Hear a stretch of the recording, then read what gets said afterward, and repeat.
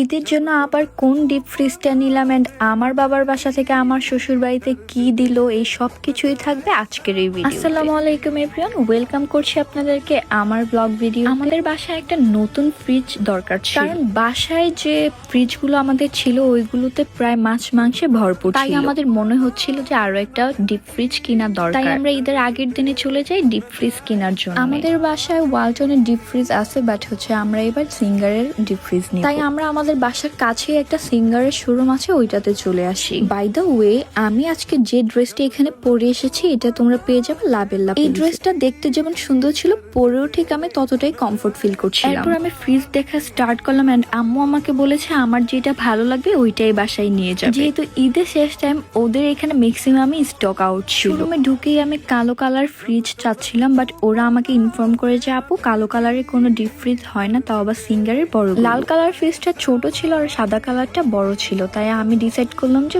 বড়টাই নিব। এই বড়টার লুকসটাও খুব সুন্দর ছিল, আমাদের বাসার সাথে মনে হচ্ছিল পারফেক্ট যাবে। তাই আমরা সিলেক্ট করে ফেলে যে হোয়াইট কালারটাই আমাদের বাসায় নিয়ে। ওদের এখানে দেখলাম যে এয়ার ফ্রায়ারও পাওয়া যায়, আমাদের একটা এয়ার ফ্রায়ার খুবই দরকার, তাই আমি ওইটা গিয়ে দেখছিলাম, কিন্তু আনফরচুনেটলি এই এয়ার ফ্রায়ারটা খুবই ছোট ছিল। যেহেতু এয়ার ফ্রায়ারটা ছোট তাই আমরা এই এয়ার ফ্রায়ারটা নেই। আসলে কুকারিজের দোকানে গেলে সবকিছুই নিতে মন চায়, মনে হচ্ছিল যে সংসারই হয়ে গেছে। তোমাদের কাদের এমন মনে হয় অবশ্যই কমেন্ট করে জানাবে। এইখান থেকে আমি এই গ্রিল ফ্রাই প্যানটাও নিয়ে নিলাম। এখন হচ্ছে বিল করার পালা, সো আমরা চলে যাই ক্যাশ কাউন্টারে বিল করার জন্য। যেহেতু আমরা একটা ফ্রিজ এন্ড একটা গ্রিল ফ্রাই প্যান নিয়েছি, তাই আমাদেরকে হচ্ছে ডিসকাউন্ট কার্ড দিয়েছিল।